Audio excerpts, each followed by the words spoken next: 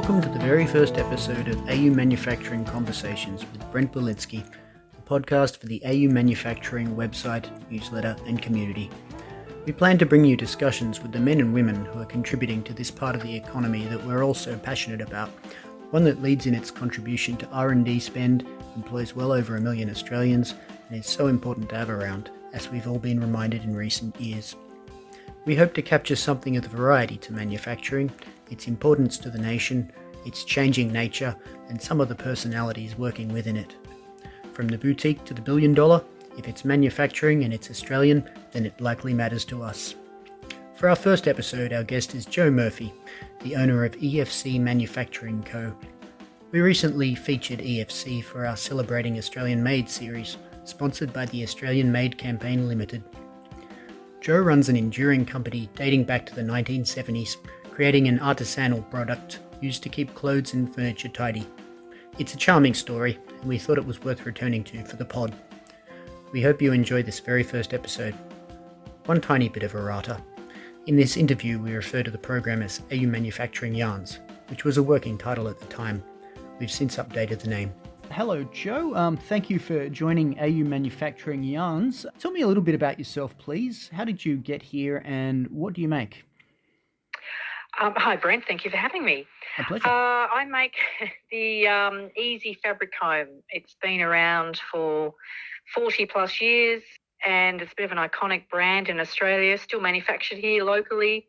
And then there's a second larger comb that I also manufacture as well. And I have a fashion background, so I'm not really sure how I got here, but it's sort of related. I was working in the fashion industry, and I unfortunately got breast cancer. And then a month later, my mother was diagnosed with bowel cancer, and it was all a bit grim for a little while because hers didn't look great. So I resigned. I had my surgery and then went back to work, and then Mum got her diagnosis, and I thought, no, I can't do this working, which is was in a sort of a toxic job. So I resigned from there, and we went through the process of surgery and so forth, and both of us have had great outcomes 5 years later. So that's really good. But I needed something to do. I needed to keep my hand in something. So I thought that I would work from home and start a sort of an e-com fashion business. So one of my favourite products from many, many years ago was the Eezy Comb. And I thought, I'd love to stock that little tool that I love and still have. So I got in touch with the manufacturer because I thought that I would want it in different colours. So that was sort of my first premise. Right. And then when I rang Rex McLeod, who was the previous owner for 40 years, he said it wasn't possible to have different colours, and I was having a lovely chat to him on the phone. I thought, gee, wouldn't it be lovely to have an interview with him and put that onto the blog as well? So then I set up a time with him, and actually my mother and I went together because I needed a camera person, and not that she's experienced, but she was very keen to help me. Mm-hmm. So we went to interview him, and he was such a lovely man. He was 84.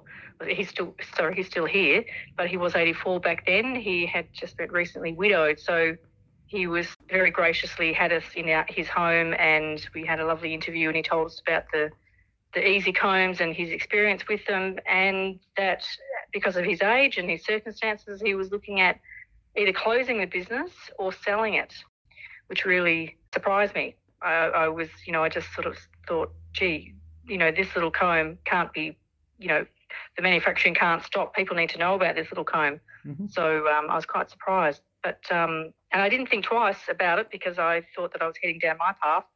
And then when I got home, my husband said, why don't you buy it? And I thought, oh, jeepers, okay. So then we started the process, and there we were. Right. We own Eezy Comb, yeah. Yeah, and did it take much convincing or many conversations with the family and loved ones and friends to make, sort of convince you to take the plunge and do something that, well, you hadn't done before, very few people have done before, and owning a strange little comb business. Tell me about that, please. Yeah. No, it didn't take much convincing, really, because, I didn't have any idea how much businesses cost, and I really didn't know what was involved and how many machines. That I really didn't know what it entailed, but we but my husband's been in business for all his life and in the shoe industry. Mm-hmm. So he just said, let's find out how much it is, and that was sort of a reasonable price. We went and had a chat to Rex, and we thought, well, my husband had full confidence in me. He said, of course you can run a business, no problem, you'll be fine, and I'll help you the back end. And so we just sort of plunged in. I thought, well, it's always a way, isn't it? When you start something and you have, you just have the sort of, oh yes, I'll start I'll just change the marketing and introduce it to a new generation of people who don't know about it.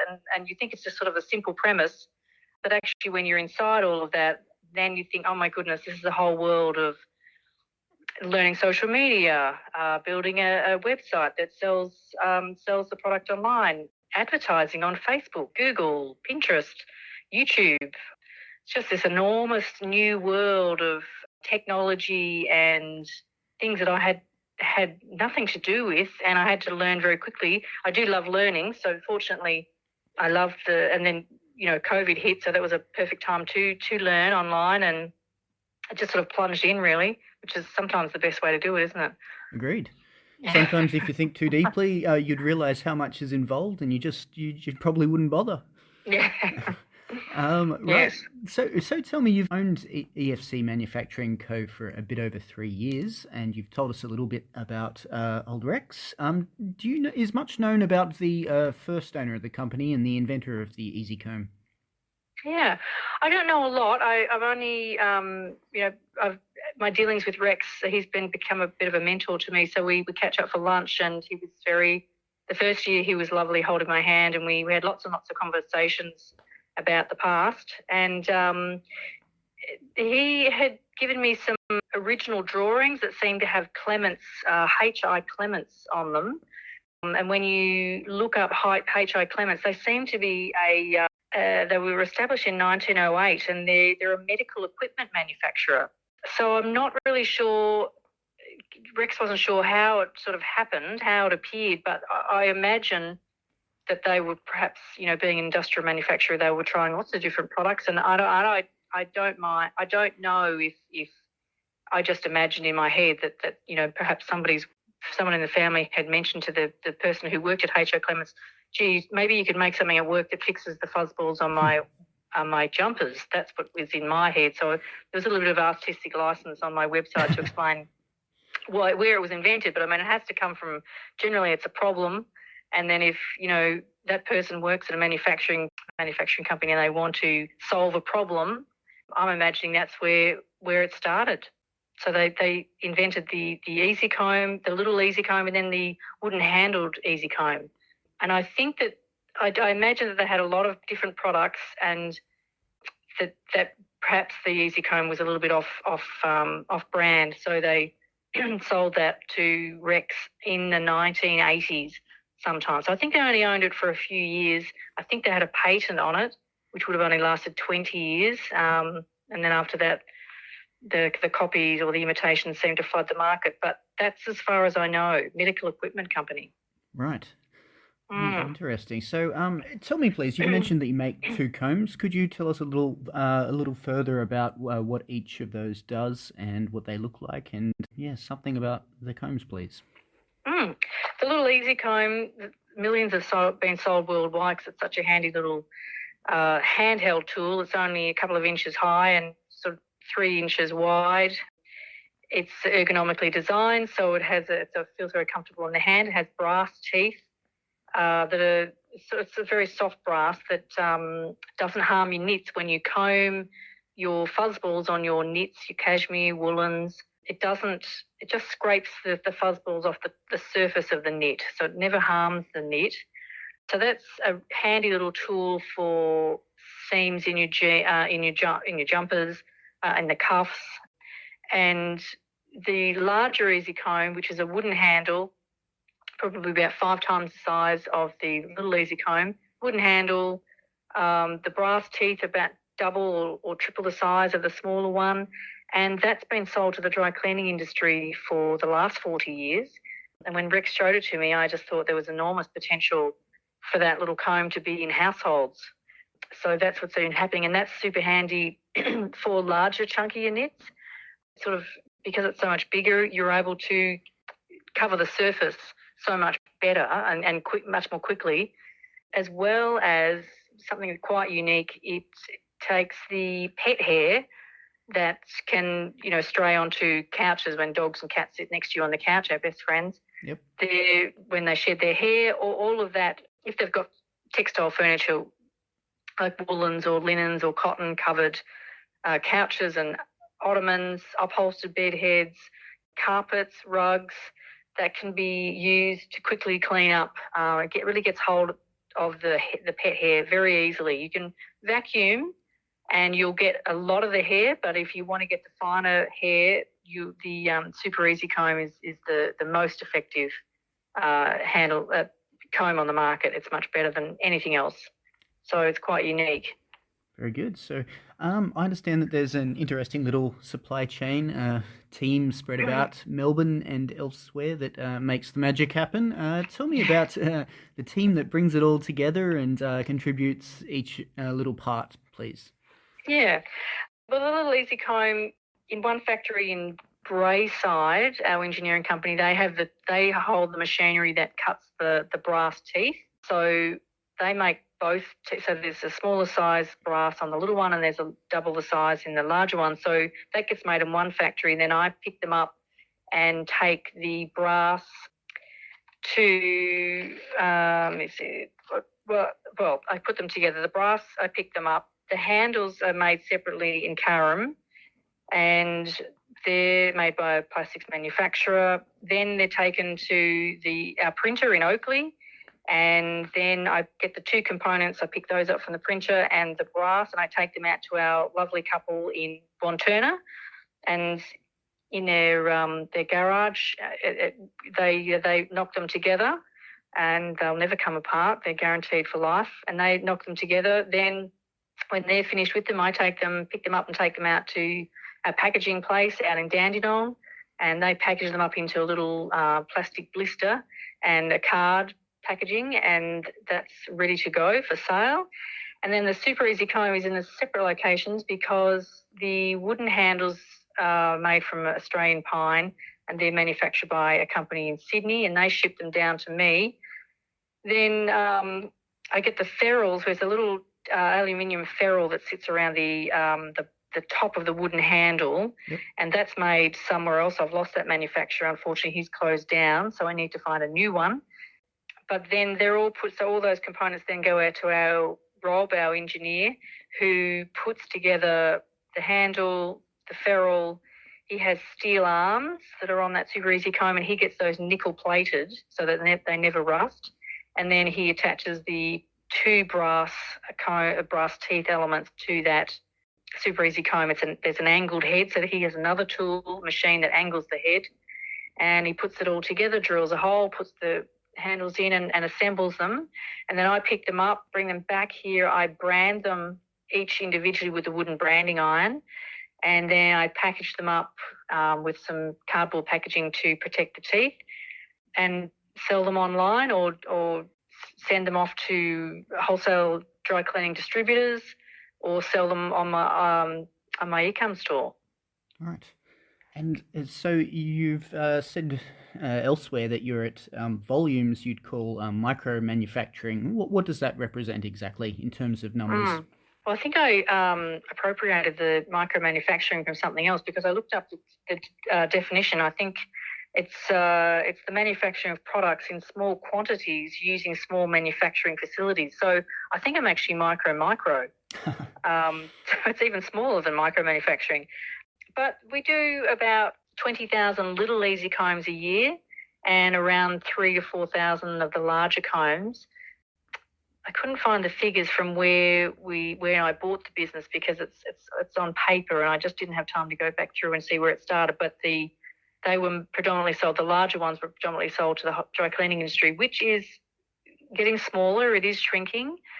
So I'm glad that there's a market into households that can keep that selling, because I think it's such an important tool. The little comb was sold to we had distributors buying both combs in Italy and America, but that slowed down too as our raw material prices have risen, I've had to have price increases. That's starting to shrink as well. So it's predominantly an Australian market at this point.